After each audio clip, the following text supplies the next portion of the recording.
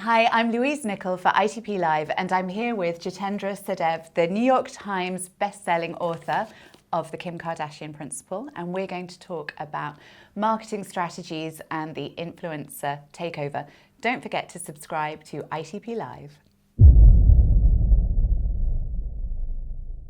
Now, for those of us out there who don't read, and I'm not accepting myself from that category, what is the Kim Kardashian Principle and how can brands and individuals apply it? In a nutshell, the Kim Kardashian Principle is focusing on what you believe and what you want to create regardless of the blowback.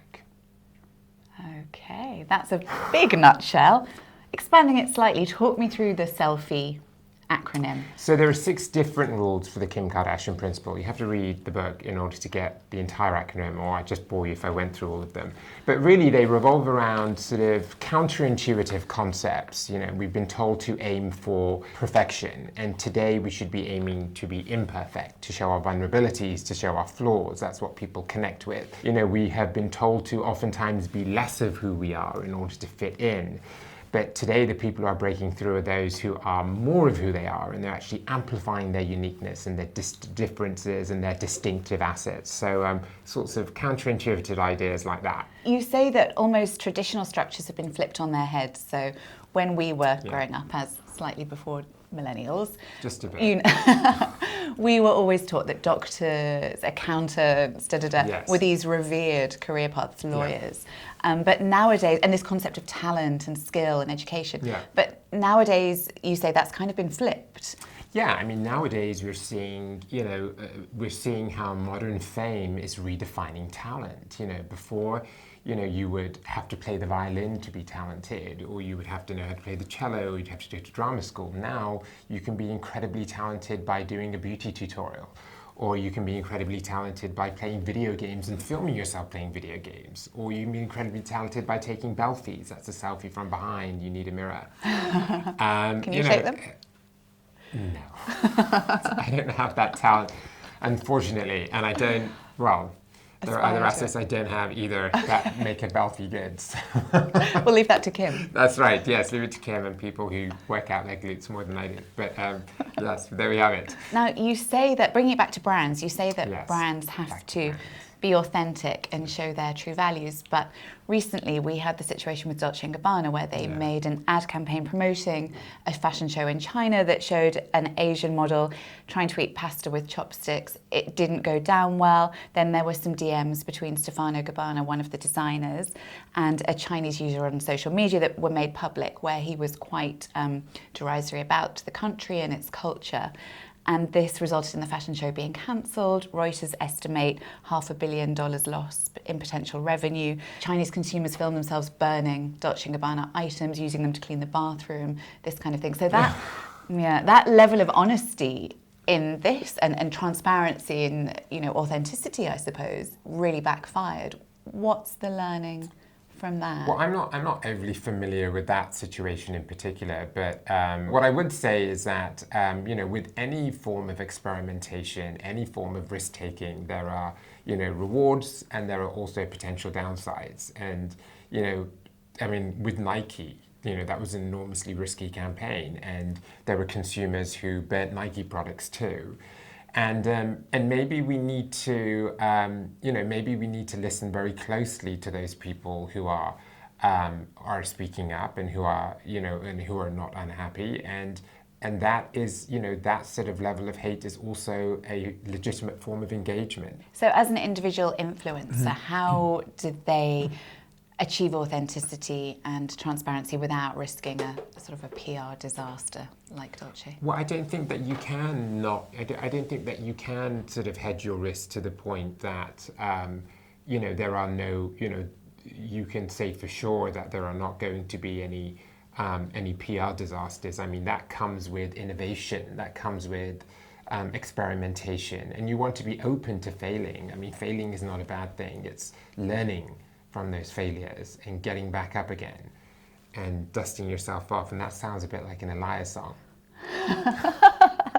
Because you say embrace the hate. But you know what I mean? It's about saying that, look, today for example, once again, with the Starbucks campaign, like they wanted a conversation about race, but then when consumers started saying, okay, this is what we think about race, one of the executives at Starbucks actually cancelled his Twitter account. I mean, that's how open he was to having a conversation. Yeah. So if you have a perspective and you want to put that perspective out into the marketplace, part of the appeal of that is being able to speak your mind.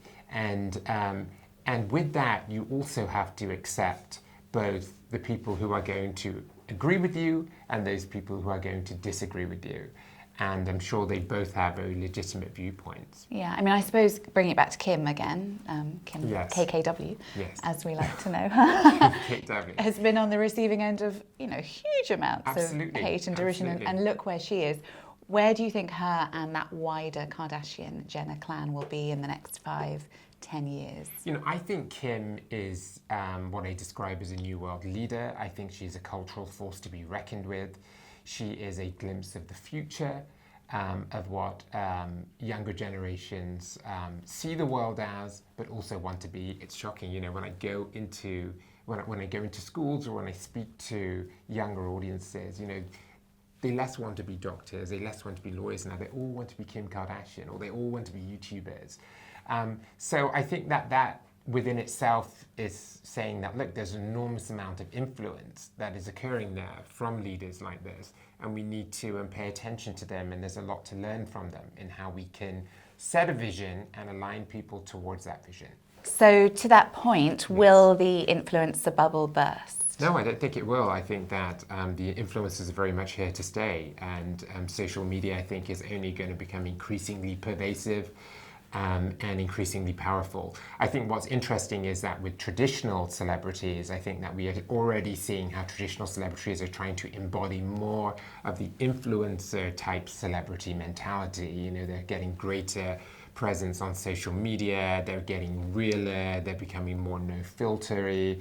They're trying to be as authentic as possible now, whereas before traditional celebrities were really contrived. They were told what to wear, what to say, how to act, and then they were caught, behind cameras doing very, very different things. So I think that now even the traditional celebrities are being influenced by these enormously influential digital celebrities. And as these mega influencers get even mega, how Yes. do they retain that authenticity, and how do we know that these spats that they have that drive huge notoriety or what have you are genuine, or are just done, at the time an album's dropped or a new beauty line comes out? Yes. Do you think the younger audience is thinking, do you really hate her, or is this a marketing tool? Am I being played? It's a good point. Do not believe every single Twitter spat you hear about or read. Influencers are showing us how to be authentic, and part of authentic is being true to what you believe and what you stand for. Part of it is having no filter. And as I've said, younger audiences have been raised around marketing messages, so they have very finely tuned, inner-built authenticity detectors. It's a nice way of saying that word, authenticity detector. So how much power really do micro-influencers wield, and what's the future for the micro-influencers and the wider mass influencer market? I think that we're going to see a continued amplification and a continued presence of influencers and what they do in the marketplace. But having said that, I should check in with my crystal ball too. If only we had one. What is the future? It wasn't what is the future hold. I actually think, as a matter of fact, I do have, I said this actually in another interview way back when, but I was like, about 10 years ago, I used to be asked what the future is. And I've actually been right quite a few times. So I actually believe I actually do have a crystal ball now. So there you have it. So when it's the Dubai World Cup, we'll bring you back in. So just finally, you have cracked Kim Kardashian's success code. Yeah. Does that make you the influencer's influencer? The influencer's influencer. That sounds really good. If you say so. I don't know. I mean, I'm happy to be whatever you want me to be. Amazing. That's a nice title. Very honoured to have that title. Well, there you go. The influencer's influencer. Jitendr Sehdev, thank you so much for being with us. Thank you for your time. Speaking to me, I'm Louise Nichol for ITP Live. Don't forget to subscribe to ITP Live and to ensure you have your copy of the Kim Kardashian Principle. Thanks, guys. If you have a perspective and you want to put that perspective out into the marketplace, part of the appeal of that is being able to speak your mind.